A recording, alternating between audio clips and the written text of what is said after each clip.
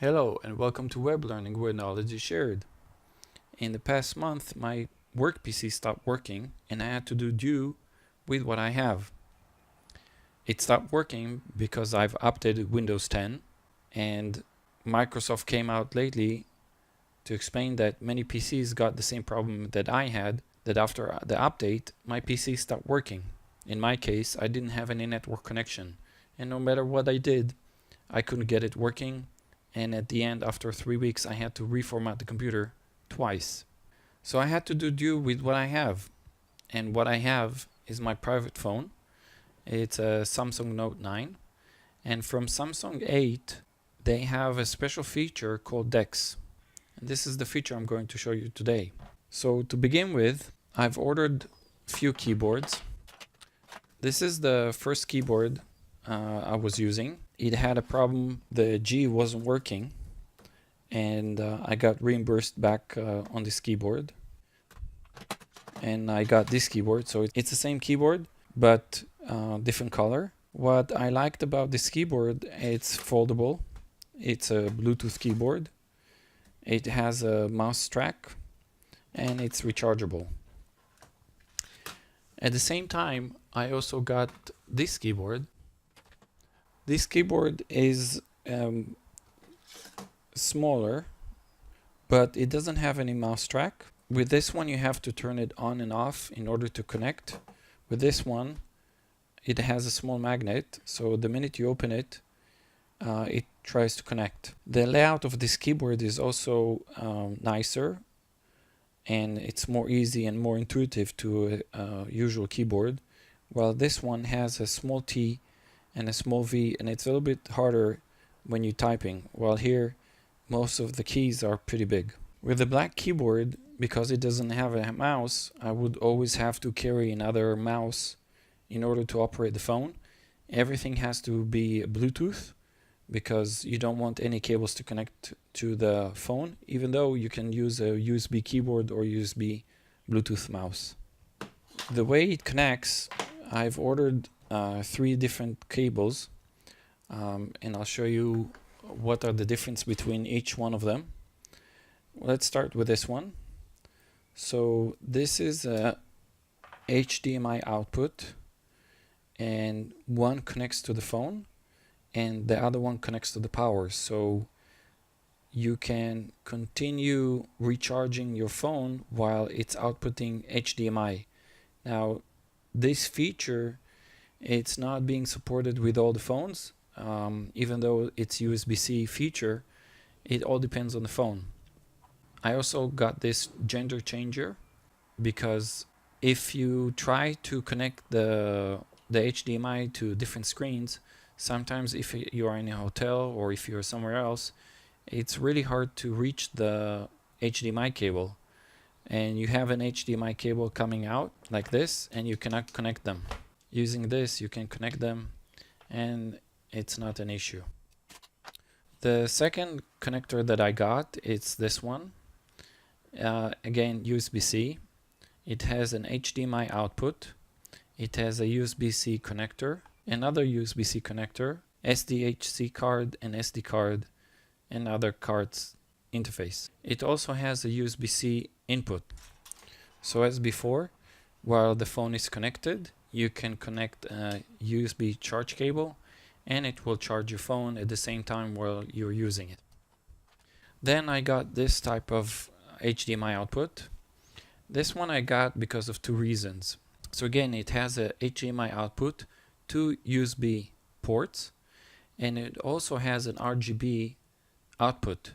In some places where I go for my work, they don't have HDMI, but they do have RGB. And with this type of adapter, I had to get another HDMI to RGB adapter, and the total cost would be almost the same as getting this one, so I prefer to get that one. This one also has the USB input, and it has also an RJ45 Ethernet input. So this is really cool to places where the Wi-Fi is not working, or they have just Ethernet cable, or sometimes when I go to friends and I want to see their internet connection and I'm helping them to see what's going on, I can just plug the RJ45 open one of the speed test softwares and see what's the actual speed on a network and what's going on in the network instead of using just a PC. Again, it has a USB-C and you can charge the phone while using it. Let me show you how it works. A nice feature about this case, at least, it has this small foot that I can put the phone and use it just like this with the keyboard. And when the keyboard operates, I can move the mouse and I can do whatever I want. I tend to use a software called Evernote. This gives me all my notes and synchronize between all my other devices that I have. So it's quite easy to sit in a meeting and just write what I need, and I can just follow up and do whatever I want. A nice feature is that you have a function in lock. This will put the phone into sleep, and then when you press any key it will wake up again. As you can see, when I put the phone this way, the screen rotates. If I'll turn off the keyboard, the screen will rotate back again, and when I turn on the keyboard, the screen rotates. I don't like the screen to rotate whenever it wants to, so I'm using this software. It's called Macro Droid, and I made configuration using this software. I'm using the free one. It's up to 5 macros. If I want more than this, I need to buy it, but for me now it's just fine. What I made is either the Bluetooth keyboard is on or the YouTube application is on, then the auto rotate turns on. Turn it off when the YouTube application closes, but the Bluetooth keyboard is still connected. I don't want this to turn off. So only if the keyboard is not connected and the YouTube application is closed, only then it turns it off. So let's see how it's connecting to the monitor. So I'm going now to connect my mobile phone to the HDMI screen. I have this type of device. I'll connect the HDMI cable and I'll connect it to the mobile phone. I can unlock the screen with the keyboard, and here is the Samsung DEX. It looks almost like Windows 10, but this is a complete Android. My mobile phone is switched off, but it's kind of a dual screen. I can still call and do whatever I want, and I can shut off the screen. It is in fact like a dual screen mode. And then I can move the mouse. I can open Chrome. I can search anything. I can go to CNN or any other site that I wish to. And you can do anything you want to on this screen, just like any other almost Android PC, and this is how I've been using it for the past month. You can lock some icons here on the bottom to keep them always there.